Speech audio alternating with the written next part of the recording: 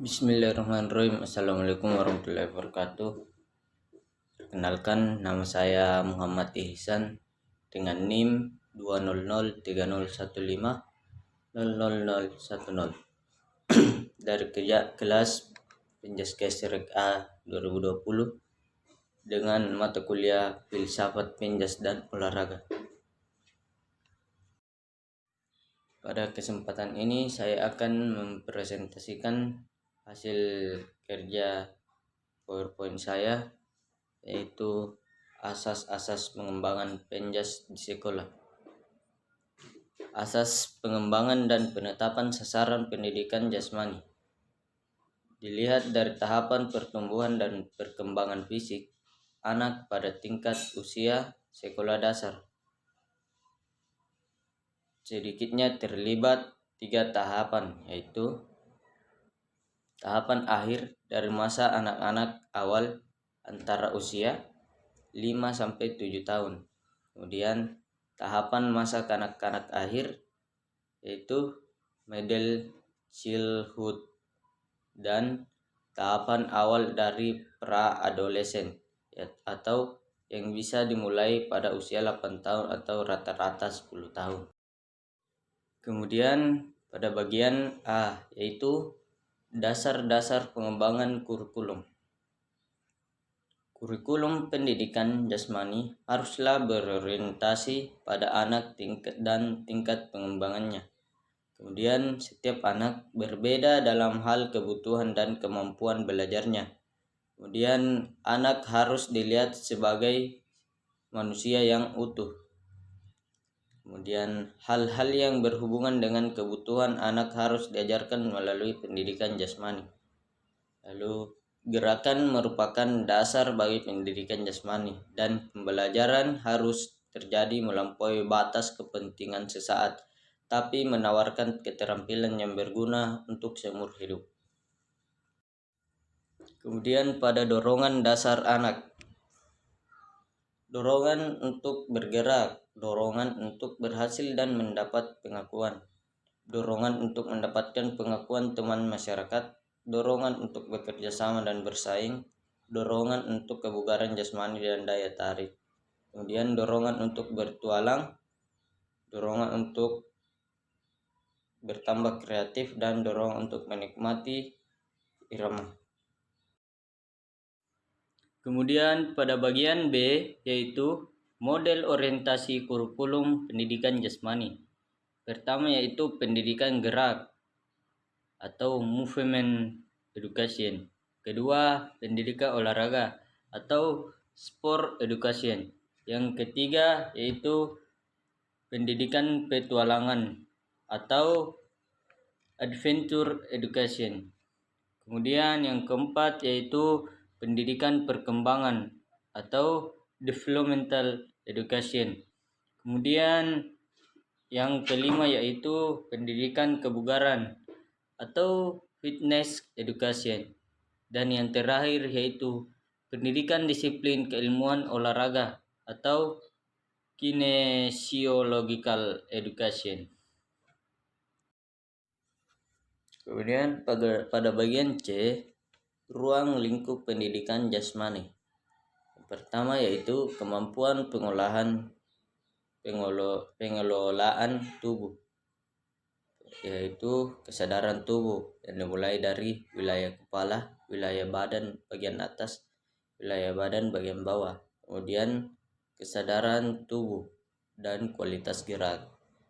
Yang kedua yaitu keterampilan dasar, keterampilan lokomotor, keterampilan non lokomotor, dan keterampilan manipulatif. Dan yang ketiga yaitu keterampilan khusus yang terspesialisasi. Kemudian pada bagian D yaitu arah pengembangan pembelajaran pendidikan jasmani. Kemudian yang pertama yaitu murid menjadi dasar akan potensi geraknya. Kemudian murid dapat bergerak dan tampil baik secara meyakinkan. Kemudian murid mengerti dan mampu menerapkan konsep-konsep gerak yang berdasar. Kemudian murid menjadi orang yang serba bisa dalam gerak. Kemudian murid menghargai yang menyehatkan. Adapun di sini rancangan program penjas di sekolah yaitu program yang direncanakan untuk diberikan kepada siswa harus memiliki dua dasar pertimbangan, yaitu dasar pengembang kurikulum dan dasar dorongan dasar pada anak. Kemudian model kurikulum yang dapat diadopsi dalam pengembangan penjas di Indonesia diantaranya adalah A. Penelitian gerak, B. Pendidikan olahraga, C. Pendidikan kebugaran, D. Pendidikan perkembangan, E. Pendidikan petualangan, dan F. Pendidikan studi kinesiologis. Kemudian penelitian dalam bidang pedagogi olahraga atau sport pedagogi tentang pendekatan induktif, metode pemecahan masalah dan discovery terbukti efektif untuk meningkatkan kemampuan anak dalam pengembangan pengetahuan dan penalaran. Kemudian sasaran dari program pengembangan penjas pada hakikatnya terkait dengan upaya untuk mengerahkan siswa agar menjadi sadar dan akan potensi geraknya, kemudian dapat bergerak dan tampil baik, kemudian mengerti dan mampu menerapkan konsep-konsep yang mendasar, kemudian menjadi orang yang serba bisa dalam gerak, dan terakhir menghargai olahraga yang menyehatkan. Lalu ruang lingkup penelitian pendidikan jasmani untuk siswa SMP hendaknya tetap berpedoman pada upaya pengembangan hierarki dan keterampilan, yaitu kompetensi pengolahan tubuh atau dasar kesadaran tubuh kesadaran ruang serta kualitas gerak. Kemudian keterampilan dasar yaitu lokomotor, non lokomotor, dan manipulatif, serta keterampilan khusus atau kecabangan olahraga yang menyehatkan. Kemudian pada hubungan pendidikan jasmani dengan bermain dan olahraga. Olahraga adalah aktivitas kompetitif. Kita tidak dapat mengartikan olahraga tanpa memikirkan kompetisi. Sehingga tanpa kompetisi itu olahraga berubah menjadi semata-mata bermain dan atau rekreasi. Bermain karena pada satu saat menjadi olahraga, tetapi sebaliknya olahraga tidak pernah hanya semata-mata bermain karena aspek kompetitif teramat penting dalam hakikatnya. Kemudian pendidikan jasmani mengandung elemen baik dari bermain maupun dari olahraga, tetapi tidak berarti hanya salah satu saja atau tidak juga harus selalu seimbang di antara keduanya. Sebagaimana dimengerti dari kata-katanya, pendidikan jasmani adalah aktivitas jasmani yang memiliki tujuan kepentingan tertentu. Pendidikan jasmani bersifat fisik dalam aktivitasnya dan penjas dilaksanakan untuk mendidik. Hal itu tidak bisa berlaku lagi bagi bermain dan olahraga, meskipun keduanya selalu digunakan dalam proses pendidikan.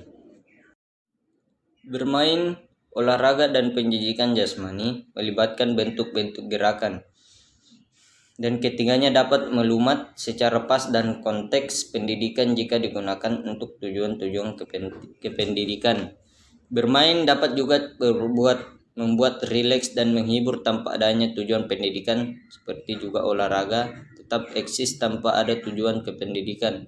Misalnya olahraga profesional atau di Amerika umumnya disebut athletics, dianggap tidak punya misi kepentingan apa-apa, tetapi disebut kepentingan kesenangan, untuk kepentingan pendidikan atau untuk kombinasi keduanya.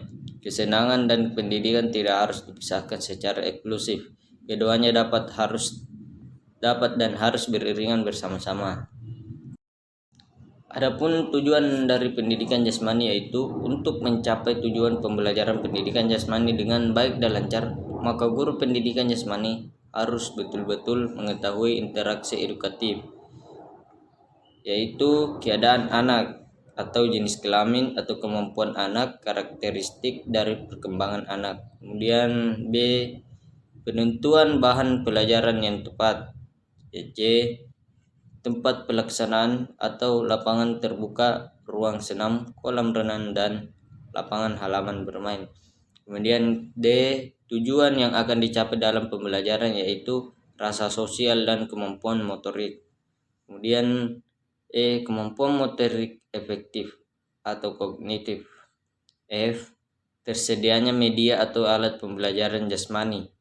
G, penentu pembelajaran dan metode penyampaian atau bentuk metode penyampaian bermain, kriteria, gerak, dan lagu meniru lomba, tugas, komando, latihan, dan modifikasi. Dan yang terakhir yaitu adanya penilaian proses dan hasil interaksi.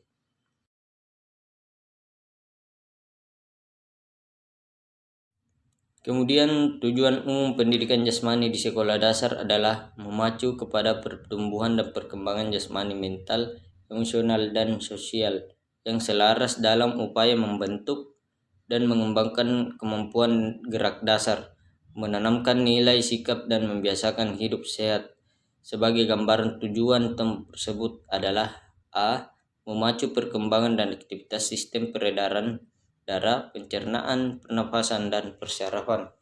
Kemudian B, memacu pertumbuhan jasmani seperti bertambahnya tinggi dan berat badan. C, menanamkan nilai-nilai disiplin, kerjasama, sportivitas, tunggang rasa. Kemudian D, meningkatkan keterampilan melakukan kegiatan aktivitas jasmani dan memiliki sikap positif terhadap pentingnya melakukan aktivitas jasmani. Kemudian meningkatkan rasa kesegaran jasmani, meningkatkan pengetahuan pendidikan jasmani, dan menanamkan kegemaran untuk melakukan aktivitas jasmani. Sekian dan terima kasih, itulah yang sempat saya presentasikan dari hasil PowerPoint saya. Lebih dan kurangnya mohon dimaafkan. Wassalamualaikum warahmatullahi wabarakatuh.